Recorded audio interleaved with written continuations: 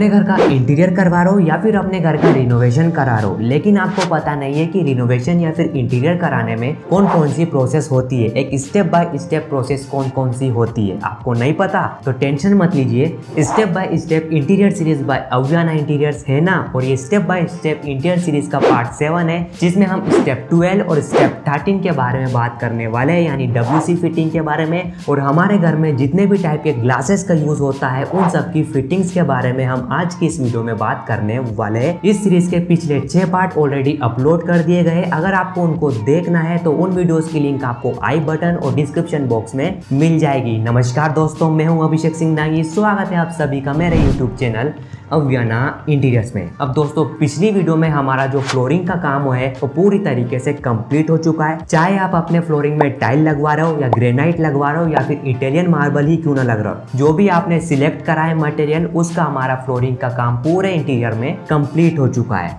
अब हम आगे बढ़ते हैं स्टेप नंबर 12 पे, और हमारे स्टेप नंबर 12 है WC फिटिंग। अब आपकी जो बाथरूम में आपको टॉयलेट सीट की फिटिंग करवा देनी है। फिटिंग तो आप करवा दोगे, लेकिन क्या आपको पता है कि आपको कौन से टाइप की टॉयलेट सीट के साथ जाना चाहिए? वो बहुत ही इंपॉर्टेंट टास्क होता है आपके लिए, क्योंकि जब भी हमारे सैनिटरी के या फिर WC सीट खरीदने जाते हैं तो बहुत सारी चीज़ें होती है, बहुत सारे पॉइंटर्स का हमें ध्यान रखना पड़ता है, जैसे कि वॉल माउंटेड सीट ले या फिर फ्लोर माउंटेड सीट ले, किसमें कितना फ़ायदा होता है, किसकी क्या कॉस्टिंग होती है, किसमें जो क्लीनिंग होती है वो आसान होती है, कि आपको पता है? नहीं यार, हम फ्लोर माउंटेड सीट हमने डिसाइड कर लिए, लेकिन ये 1 पीस सीट और 2 पीस सीट क्या होता है हमें तो इसका लॉजिक नहीं पता।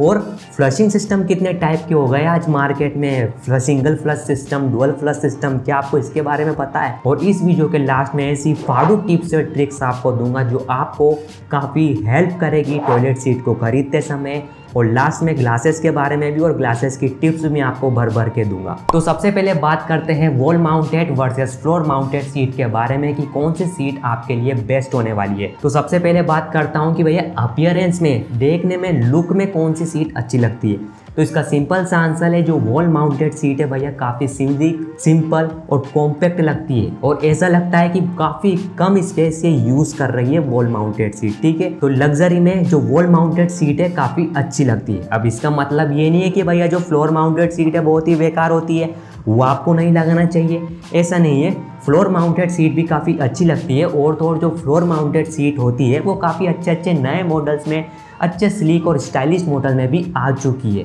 लेकिन अगर हमें वॉल माउंटेड और फ्लोर माउंटेड को कंपेयर ही करना है तो डेफिनेटली इसमें जो वॉल माउंटेड होते हैं वो लग्जरी में जीत जाती है। इसके बाद कॉस्टिंग के बारे में बात करेंगे, जिससे आपको क्लियर हो जाएगा कि आपको वॉल माउंटेड को लेना है या फिर फ्लोर माउंटेड को लेना है। दोस्तों, जो फ्लोर माउंटेड की ब्रांडेड जो सीट होती है वो आपको 7,000 से 10,000 में मिल जाती है 1 पीस की, अगर हम बात करें तो। वही अगर हम जो वॉल माउंटेड सीट होती है वो डबल द कॉस्ट हो जाती है, वही 15,000 से लेके 20,000 और तो और 25,000 तक की भी आपकी जो वॉल माउंटेड सीट आती है वो ब्रांडेड कंपनी की कॉस्ट में आपको बता रहा हूँ, ठीक है। तो इसमें इतना बहुत ज़्यादा डिफरेंस आपको कॉस्टिंग का देखने को मिल जाता है। तो आती चीज़ तो यहीं पर क्लियर हो गई, अगर आपका बजट इतना लगा सकते हो अपने टॉयलेट सीट में, 20 से 25,000 आप इन्वेस्ट कर सकते हो, तो डेफिनेटली आप वॉल माउंटेड सीट के साथ जा सकते हो, और नहीं तो डेफिनेटली ये ऑप्शन तो है ही है, फ्लोर माउंटेड सीट तो आप लगा ही सकते हो। इसके बाद बात करते हैं क्लीनिंग की, किसमें क्लीनिंग इजीली हो जाती है और किसमें क्लीनिंग डिफिकल्टी से होती है। तो जैसा कि जो वॉल माउंटेड सीट होती है उसके नीचे खाली जगह होती है, खाली स्पेस होती है, तो उसमें हम इजीली हमारे नीचे फ्लोर को और पीछे की वॉल को आसानी से साफ कर सकते हैं, उसका ये एडवांटेज होता है वॉल माउंटेड का। लेकिन फ्लोर माउंटेड में कोई सी भी खाली स्पेस नहीं होती है, उसमें थोड़ी सी आपको डिफ़िकल्टीज आ सकती है क्लीनिंग के मामले में। और तो और जो हमारा पाइप होता है जहाँ पर WC सीट का कनेक्शन होता है, जहाँ पर ग्राउटिंग लगती है, वहाँ पर तो डर्ट और डस्ट फंसने के चांसेस ज़्यादा होते हैं। तो हाँ, क्लीनिंग के मामले जो वॉल माउंटेड सीट होती है काफ़ी अच्छी होती है, बेनिफिशियल होती है। तो अगर आप वॉल माउंटेड सीट सिलेक्ट करते हैं अपने बाथरूम को लग्जरी बनाने के लिए, लेकिन यहाँ पर भाई एक प्रॉब्लम है, फ्लशिंग टैंक का प्रॉब्लम। भैया जो वॉल माउंटेड सीट का जो फ्लश टैंक होता है वो आपके दीवार के अंदर लगाया जाता है, दीवार के अंदर फिट किया जाता है, और उसका जो फ्लशिंग टैंक होता है वो 5 से 6 इंच का होता है। तो उसे दीवार के अंदर फिट करने के लिए आपकी 8 से 10 इंच की दीवार होनी चाहिए। लेकिन जो वॉल माउंटेड सीट का जो फ्लश टैंक होता है, जब आपकी प्लम्बिंग लाइंस लग रही होती है तभी वो फिट होता है प्लम्बिंग लाइन्स के साथ ही वो फिट किया जाता है। लेकिन अगर आपने बाथरूम में टाइल वाइज पूरा काम करवा लिया है, उसके बाद आप वॉल माउंटेड सीट के साथ नहीं जा सकते, क्योंकि अगर आप वॉल माउंटेड सीट के साथ जाना चाहते हैं तो आपको टाइल को तोड़ना होगा, फिर से जो फ्लश टैंक है वॉल माउंटेड का उसे दीवार के अंदर फिट करना होगा, फिर वापस से वही रिपेयर, फिर टाइलिंग का काम, तो काफ़ी नुकसान आपका हो सकता है। इसीलिए यानी पार्ट 2 या फिर पार्ट 3 में जब भी जो भी प्लम्बिंग का सेक्शन था उसमें मैंने आपको बताया था कि अगर आप वॉल माउंटेड के साथ जाना चाहते हैं तो उसका जो फ्लश टैंक है वो दीवार के अंदर लगाया जाएगा, और वो जब आपकी जो प्लम्बिंग लाइंस डलती है उसके साथ ही वो अटैच किया जाएगा, फिट किया जाएगा दीवार के अंदर। तो वॉल माउंटेड सीट अगर आपको लगाना है तो उसका आपको पहले से ही डिसाइड कर चलना होता है।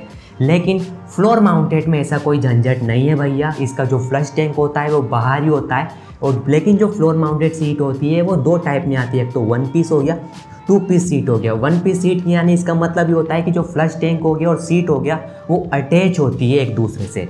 लेकिन जो 2 पीस सीट हो गई जिसमें जो फ्लश टैंक हो गया और हमारी सीट हो गया वो डिटैच होती है, एक दूसरे से अलग होती है, होती दीवार कर बाहर ही है। तो मैं यहाँ पर आपको एक टिप दे देता हूँ कि जो 2 पीस सीट होती है उसे आपको अवॉइड करना चाहिए, क्योंकि 2 पीस सीट का ज़माना गया है भैया, अब कोई उसे यूज़ नहीं करता और अच्छी भी नहीं लगती। और 2 पीस सीट के अंदर जिसका जो टैंक, प्लास्टिक वाला टैंक चलता था ना पहले, जो दीवार में फिट किया जाता प्लास्टिक टैंक, वो वाली सीट तो आपको लेना ही नहीं है, उसका ज़माना गया, आउटडेटेड हो गई है भैया। उसकी जगह तो आप 1 पीस सीट जो अटैच सीट होती है उसके साथ जाइएगा। और फ्लशिंग सिस्टम के बारे में अब हम बात करते हैं तो फ्लशिंग सिस्टम में आपको 2 टाइप के फ्लशिंग सिस्टम मिल जाते हैं, सिंगल फ्लश सिस्टम और dual flush system. Single flush system में एक ही फ्लश होता है जिसमें 4.8 लीटर का फ्लश आप एक टाइम पर कर सकते हैं।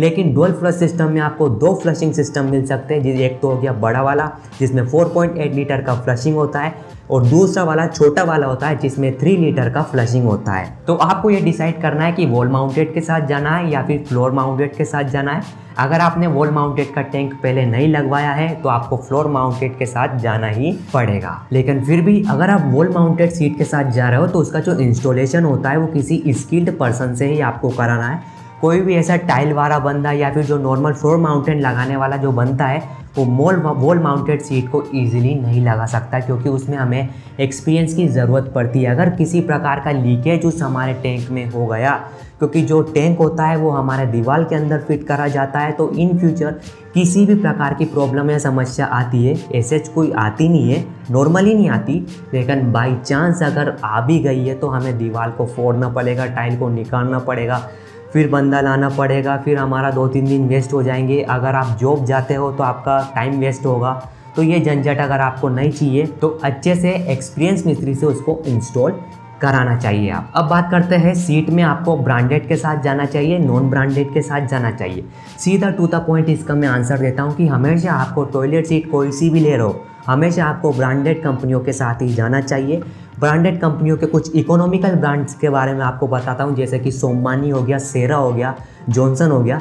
ये इकोनॉमिकल रेंज की आपको यहाँ पर टॉयलेट सीट मिल जाती है और अच्छी गारंटी भी यहाँ पर आपको मिल जाती है। लेकिन वही नॉन ब्रांडेड में आपको कम गारंटी मिलती है। गारंटी तो दे देते हैं वो, उनका बंदा आके रिपेयर भी कर जाता है, लेकिन वही 3 साल में डैमेज हो जाएगी वापस से वो झंझट 3 साल की। तो ऐसा कुछ नहीं है, आपको जो नॉन ब्रांडेड को अवॉइड करना है, चाहे वो आपको आधी दाम में मिल जाएगी ब्रांडेड से, लेकिन फिर भी आपको नॉन ब्रांड को अवॉइड करना है। ब्रांडेड के साथ जाएंगे क्योंकि श्योरिटी तो रहती है कि हाँ भैया ब्रांड का माल लगाया तो किसी प्रकार का दिक्कत और समस्या तो नहीं आएगी, हमें मन में श्योरिटी रहती है, ठीक है। इसके बाद आपको हाई ब्रांड में जाना है, हाई क्वालिटी ब्रांड में जाना है तो हिंडवेयर हो गया और जैगवार हो गया, उनके साथ जाइएगा, बेस्ट क्वालिटी प्रोडक्ट आपको ये देंगे। इसके अलावा एशियन पेंट ने भी अभी WC सीट्स निकालती है, तो आप डेफिनेटली एशियन पेंट की सीट के साथ भी जा सकते हैं। नेक्स्ट आपको जो चीज़ ध्यान रखनी है, टिप्स के बारे में बता रहा हूँ। पहले बताया था ना बहुत इंपॉर्टेंट टिप्स बताऊंगा आपको, वो टिप्स मैं आपको बता रहा हूँ। रिमलेस वर्सेस रिम, कौन से के साथ जाना है आपको? आपको हमेशा रिमलेस टॉयलेट सीट के साथ जाना है, क्योंकि वो हाइजीनिक होती है, जिसमें क्लीनिंग करना काफ़ी आसान होता है और मेंटेनेंस फ्री होती है। तो हमेशा go for rimless. Second tip ये है कि हमेशा अपने टॉयलेट सीट को पहले से ही प्लान करके चलो, एडवांस में सिलेक्ट करके चलो कि हाँ मुझे इस कंपनी की सीट लेनी है, इस ब्रांड के साथ जाना है, इस टॉयलेट सीट के जाना है, और ये वाली साइज़ की पहले से ही डिसाइड करके चलो। क्योंकि जो प्लम्बिंग अगर जो प्लम्बर करता है वो उसी साइज़ के हिसाब से आपकी प्लम्बिंग फिटिंग करता है। तो प्लम्बिंग प्रॉब्लम्स को अवॉइड करने के लिए पहले से ही प्लान करके चलो कि आपको WC कौन सी वाली में जाना है, कौन सी साइज़ की में जाना है, कौन से ब्रांड की में जाना है और कौन से मॉडल की में जाना है। Always plan in advance. Next tip जो मैं आपको ऑलरेडी बता चुका हूँ, जो प्लास्टिक टैंक वाली जो WC होती है उसको आपको अवॉइड करना है, क्योंकि वो आउटडेटेड हो गई है, आउट फैशन हो गई है, उसको डेफिनेटली आपको अवॉइड ही करना है। अगर आप लगाओगे बहुत ही बेकार लगेगा यार, आपका बाथरूम आउटडेटेड हो गई है। उसके बाद नेक्स्ट टिप है, जब भी आपकी जो सीट है वो आपके घर में आती है तो सबसे पहले उसके पूरी तरीके से चेक कर लेना है कि वो 100% सही है या नहीं है, किसी भी प्रकार का डैमेज तो उसमें नहीं है, किसी प्रकार का क्रैक तो नहीं होता है। कभी कभी उस सीट में हेयर लाइन क्रैक्स होता है जो हमारी नॉर्मल आंखों से हम विजिबली देख नहीं सकते, तो आपको अच्छे से आके फाड़ कर घूर कर उसे अच्छे से चेक कर लेना है, और किसी प्रकार का अगर डैमेज हो तो आपको रिप्लेस वापस से शोरूम पर पहुंचा देना है। नहीं तो होता है क्या है कि आप उसे सबसे पहले चेक नहीं करते हो, फिर 10 दिन निकल जाते हैं, 20 दिन निकल जाते हैं, फिर आप इंस्टॉल करते समय आप उसे देखते हो तो फिर वो डीलर बोल देता है कि भैया आपके मिस्त्री ने इधर उधर करने में कुछ हो गया होगा, कुछ क्रैक हो गया, ये तो आपकी गलती है। फिर वो हमारे पैसे हमें ही देने पड़ते हैं, वो मानने को तैयार ही नहीं होता। तो सबसे पहले ही दिन, दूसरे दिन ही चेक कर लो कि भैया कैसी है, ख़राब है, वापस से रिप्लेस कर दो, तो उसमें आपको कोई दिक्कत का सामना नहीं करना पड़ेगा। नेक्स्ट टिप मैं आपको ये देता हूँ कि कलर ऑफ द WC। आजकल 2 या 3 कलर में भी WC आ चुकी है, लेकिन अधिकतर लोगों को ये लगता है कि वाइट कलर में ही WC आती है। नहीं, ब्लैक कलर और क्रीम कलर में भी मार्केट में अवेलेबल WC आ चुकी है। ब्लैक कलर की सीट में भी आप जा सकते हो, काफ़ी लग्जरी बाथरूम आपका बना देती। अगर आपकी जो पीछे की जो वॉल है या फिर टाइल है, जिसके अंदर जो टाइल है लाइट कलर से टाइल या फिर लाइट कलर का पेंट या फिर लाइट कलर का बाथरूम में आपने थीम दे रखी है, तो डेफिनेटली आप ब्लैक कलर वाली WC के साथ जा सकते हो। काफ़ी अच्छी लगती है, काफ़ी लग्जरी लगती है। अब यहाँ पर आपका जो WC की फिटिंग है वो पूरी तरीके से कंप्लीट हो चुकी है। आपने जो भी सिलेक्ट करा उसे लाना है, अच्छे मिस्त्री से लगवा लेना है। ये वाला काम हमारा कंप्लीट हो चुका है। अब चलिए बढ़ते हैं हमारी नेक्स्ट स्टेप पे, यानी स्टेप नंबर 13 में। आपके घर को या फिर आपके घर में इंटीरियर कराने की स्टेप नंबर 13 पे पहुंच गए हैं दोस्तों, जिसमें आपको ग्लासेस, जितने भी आपके घर में ग्लासेस लगने वाले हैं, विंडो के ग्लासेस, पार्टीशन के ग्लासेस, जितने भी ग्लासेस लगने वाले हैं, अपने बेडरूम में जो भी ग्लासेस का वॉल पेंटिंग होने वाली है वो वाले ग्लासेस, जितने भी ग्लासेस यूज़ होने वाले हैं, अपने इंटीरियर डिज़ाइनर को बुला लो। अगर आपने हायर करा है या फिर खुद से आपने इंटीरियर डिज़ाइन करा है, तो जहाँ भी ग्लासेस लगने वाले, अपने बालकनी में, अपने रेलिंग में जो ग्लासेस यूज़ होने वाले उसकी साइज लेकर उसको ऑर्डर डाल दो, उसको ऑर्डर कर दो। फिटिंग आपको अभी नहीं करनी है, सिर्फ और सिर्फ आपको ऑर्डर करना है। इंटीरियर में कौन कौन से और कहाँ पर ग्लासेस यूज होते हैं, जैसे कि आपके बालकनी वाला ग्लास, अगर आपने रेलिंग पर ग्लास लगवाया है वो ग्लास ऑर्डर करना है। विंडो डोर पर अगर ग्लास यूज हुआ तो वो ऑर्डर कर देना है। एलिवेशन में किसी टाइप का ग्लास यूज हुआ है तो वो ऑर्डर करना है। पार्टीशन बनवाया, ग्लास पार्टीशन बनवाया, स्लाइडिंग पार्टीशन बनवाया, तो वो वाला ग्लास भी आपको ऑर्डर पर कर देना है। बाथरूम में अगर पार्टीशन करवाया, वेट एरिया और ड्राई एरिया को सेपरेट करने के लिए हम बाथरूम में पार्टीशन बनवाते हैं, वहाँ पर आपने ग्लास यूज़ कराया है तो वो आपको ऑर्डर पर डाल देना है। और आपको यहाँ पर टेंशन लेने की कोई बात नहीं है, जो भी कंपनी से आप ऑर्डर करोगे उसके ही जो कारीगर है, उसके ही एम्प्लॉइज़ अगर आपके नाप ले जाएंगे, मेजरमेंट करेंगे, उसके हिसाब से वो ग्लास बना देंगे और वही ग्लास आकर खुद ही इंस्टॉल करके चले जाएंगे। तो यहाँ पर आपको टेंशन लेने की बात नहीं। बात करते हैं कि कौन कौन से डिफरेंट टाइप्स ऑफ ग्लासेस से आप यहाँ पर प्ले कर सकते हैं। तो बहुत सारे टाइप ऑफ ग्लासेस से आप प्ले कर सकते हैं। मार्केट में बहुत सारे टाइप्स के ग्लास अवेलेबल है, जैसे कि फ्लूटेड ग्लास की डिज़ाइंस वाले ग्लासेस भी अवेलेबल होते हैं। फ्लूटेड पैनल्स ऑफ MDF के बारे में जानते होंगे ना, हॉरिजॉन्टल लंबी लंबी फ्लूटेड पैनल्स के आते हैं। सेम उसी टाइप की डिज़ाइंस आजकल ग्लासेस के अंदर भी आ चुकी है, तो उस टाइप के डिज़ाइंस में आप जा सकते हैं अगर आप लग्जरी सेगमेंट में अगर आपको जाना है। डेफिनेटली इसकी जो कॉस्टिंग होती है वो हाई होती है। इसके बाद और दूसरे टाइप के ग्लास होते हैं, जैसे कि लेकर्ड ग्लास हो गया। लेकर्ड ग्लास के अंदर आप वेरियस कलर ऑप्शन के साथ आप जा सकते हैं, आपके अकॉर्डिंग, आपके मनपसंद अकॉर्डिंग का कलर आप सिलेक्ट कर सकते हैं। टिंटेड ग्लास हो गया, फ्रोस्टेड ग्लास हो गया, क्लियर ग्लास हो गया, रिफ्लेक्टिव ग्लास कुछ नहीं होता है, जो मिरर होता है वही रिफ्लेक्टिव ग्लास होता है। टफ एंड ग्लास होता है, बहुत ही स्ट्रॉन्ग होता है, इसकी जो स्ट्रेंथ होती है काफ़ी ज़्यादा हार्ड होती है। लेकिन काफ़ी लोगों का ये मिथ है कि जो टफ एंड ग्लास होता है वो टूटता ही नहीं है बुलेट प्रूफ ग्लास की जैसा। ऐसा नहीं है, टफ एंड ग्लास होता है, जैसा भी होता है ग्लास ही होता है। हाँ, उसकी जो स्ट्रेंथ होती है वो एज़ कम्पेयर टू जो नॉर्मल ग्लास मैंने बताया उससे ज़्यादा होती है, लेकिन टूट सकता है ऐसा नहीं है, लेकिन स्ट्रेंथ में हाई होता है, रफ एंड टफ होता है। अब मैं यहाँ पर आपको 2 टिप दे देता हूँ। अगर आप अपने बाथरूम में ग्लास पार्टीशन बनवा रहे हो या फिर अपने रेलिंग में पार्टीशन नहीं, रेलिंग में ग्लास लगवा रहे हो, वहाँ पर आपको हमेशा स्लिम प्रोफाइल की बाउंड्री में आपको यूज़ करना चाहिए ब्लैक कलर की।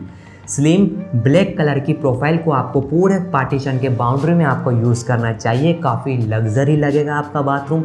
और बाथरूम का जो पार्टीशन होता है, उस पार्टीशन का जो हैंडल होता है, वो आजकल हैंडल का काम भी कर देता है और क्लॉथ हैंगर का भी काम कर देता है। तो वो इस तरीके के क्लॉथ हैंगर या फिर हैंडल्स के साथ भी आप जा सकते हैं, मार्केट में अवेलेबल आ गए, जो 2 in 1 काम कर देता है। यानी आपके क्लॉथ हैंगर का भी काम कर दिया और जो हमारा डोर हैंडल है, पार्टीशन को ओपन करने का हैंडल है, उसका भी काम कर देते हैं। तो इस टाइप के साथ भी आप जा सकते। तो अब हमारा स्टेप 12 है वो कंप्लीट हो चुका है। आपने अपने घर में जितने भी ग्लासेस यूज़ होने वाले हैं सबका ऑर्डर दे दिया है। अब स्टेप 14 है हमारा जो यूपीवीसी की जो विंडो फ्रेम होती है और साथ ही जो एल्यूमिनियम की जो विंडो फ्रेम होती है, उसके लिए आपको ऑर्डर करवा देना है। ऑर्डर या फिर आपको फिटिंग भी आप यहाँ पर कर सकते हैं, इंस्टॉल भी आप उसे कर सकते हैं इस स्टेप में। तो क्या होता है कि भैया जो विंडो की जो चौखट होती है वो 2 मटेरियल से हम लगा सकते हैं। एक तो हो गया यूपीवीसी की फ्रेमिंग, एक तो हो गया एल्यूमिनियम की फ्रेमिंग। यूपीवीसी की जो फ्रेमिंग होती है वो कॉस्टली होती है, लेकिन ट्रेंडिंग में यूपीवीसी की फ्रेमिंग ही चल रही है। और जो एल्यूमिनियम की जो विंडो होती है, एल्यूमिनियम की जो फ्रेमिंग वाली विंडो होती है, वो बहुत पुराने ज़माने से चलती आ रही है। तो आपके कॉस्टिंग के ऊपर डिपेंड करता है। कॉस्टिंग मुझे अभी इसका आइडिया नहीं है, इसके लिए किसी सेपरेट वीडियो में मैं आपको बता दूंगा, या फिर कमेंट सेक्शन में मैं आपको बता दूंगा कि इसकी एल्यूमिनियम की क्या कॉस्टिंग होने वाली है और यूपीवीसी यूज़ करने की क्या कॉस्टिंग होने वाली है। ठीक है, मैं सर्च कर आपको बता दूंगा। अब बात करते हैं यूपीवीसी के फ्रेमिंग के ब्रांड्स के बारे में, कौन कौन से ब्रांड के साथ आपको जा सकते हैं। एक तो हो गया आपका लेसो, सेकंड हो गया प्रोमियंस, जेड ब्लास्टो भी एक ब्रांड होता है, इल्ली भी एक ब्रांड होता है। ये इकोनॉमिकल ब्रांड होते हैं। और अगर आपको अच्छा क्वालिटी वाला ब्रांड जान सकते हो तो फेनेस्टा तो है सही, हाई क्वालिटी ब्रांड है भैया। ये सब कुछ में ऑल इन वन में डील करता है फेनेस्टा। तो आप इन ब्रांड्स के साथ जा सकते हो अपनी यूपीवीसी की विंडो फ्रेम बनाने में। अब चलिए यहाँ पर मैं आपको 2 बहुत ही इंपॉर्टेंट टिप्स मैं आपको दे देता हूँ। सबसे पहले तो क्या होता है कि हमारी जो यूपीवीसी की जो फ्रेम होती है, विंडो फ्रेम, और हमारी जो वॉल होती है, उन दोनों के बीच में हमें गैप देखने को मिल जाता है। तो हमें उस गैप को फिल करना होता है। तो उस गैप को हमेशा आपको किससे करना है? सिलिकॉन से आपको उस गैप को फिल कर देना है। सिलिकॉन कौन सा? डो क्राउन कंपनी का 789 वाला सिलिकॉन ही आपको यूज़ करना है। काफ़ी अच्छा सिलिकॉन है, तो इसकी मदद से उस गैप को आपको फिल करना है। सेकंड टिप, कभी कभी क्या होता है कि हमारी जो विंडो होती है वो बारिश का पानी जो होता है, उस विंडो की जो फ्रेमिंग होती है, जहाँ पर हमारी जो विंडो है वो स्लाइडिंग होती है, वहाँ पर पानी अधिकतर घुस जाता है, वह घुसता ही रहता है। अगर वहाँ काफ़ी ज़्यादा टाइम के लिए पानी है तो वो हमारे फ्रेमिंग को डैमेज भी कर सकती है, जंग भी लग सकती है। तो इसीलिए जो फ्रेमिंग है उसके नीचे आपको अलग से ड्रेन का सेक्शन दे देना है या फिर किसी प्रकार का होल कर देना है, ताकि बाई चांस अगर जो बारिश का पानी वहाँ पर फंसा हुआ है तो वो ईजीली नीचे से निकल जाए और किसी प्रकार के हमारे फ्रेमिंग को डैमेज ना कर पाए। तो ये 2 टिप्स बहुत ही इंपॉर्टेंट है, ये यहाँ पर आपको ध्यान रखनी है। तो आपने सारे ग्लासेस का ऑर्डर दे दिया है, अपने विंडो की यूपीवीसी या फिर एल्यूमिनियम की फ्रेमिंग करवा लिए। अब बढ़ते हैं हमारे नेक्स्ट स्टेप पर, जो कि है स्टेप नंबर 15, जिसमें आपको काम करवाओगे वुड वर्क का। बहुत ही लेंथी स्टेप है दोस्तों, मतलब सबसे ज़्यादा टाइम कंज्यूमिंग स्टेप होती है हमारे पूरी की इंटीरियर में, वो वुड वर्क का काम होता है। क्योंकि हमारा वुड वर्क इन किचन का काम होता है, लिविंग रूम में वुड वर्क का काम कराना होता है, ड्राइंग रूम में वुड वर्क का काम कराना होता है, बेडरूम में, किड्स रूम में, बहुत जगह हमें वुड वर्क का काम कराना पड़ता है। कभी हमें वार्डरोब बनानी है, कहीं हमें टीवी कैबिनेट्स बनाना है, कहीं पर हमें टीवी कैबिनेट्स बनाने हैं, कहीं पर हमें वॉल पार्टीशन बनवाना है, कई बार हमें किचन को तैयार करना है, किचन के डिफरेंट कैबिनेट्स हमें बनाना है, अपर कैबिनेट्स बनाना है, लोअर कैबिनेट्स बनाना है, सब में वुड वर्क का काम ही होता है। अब ये जो वुड वर्क की जो प्रोसेस है, वुड वर्क की जो स्टेप्स है, काफ़ी लेंदी स्टेप है। इसके लिए तो पूरा का पूरा एक वीडियो लगेगा, वो भी 20 से 25 मिनट का। तो इस वीडियो में बस इतना ही। नेक्स्ट वीडियो में हम वुड वर्क की स्टेप्स के बारे में बात करने वाले हैं। मुझे नीचे कमेंट सेक्शन में लिखकर बताइएगा कि ये सीरीज़ आपको कैसी लग रही है, इस सीरीज़ में क्या क्या मैं इम्प्रूवमेंट कर सकता हूँ, वो मुझे नीचे कमेंट सेक्शन में लिखकर ज़रूर बताइए। मिलता हूँ आपसे इस सीरीज़ के नेक्स्ट पार्ट में। तब तक के लिए खुश रहिएगा, खुशियाँ बांटते रहिएगा। जय हिंद, जय भारत, वंदे मातरम, जय श्री राम।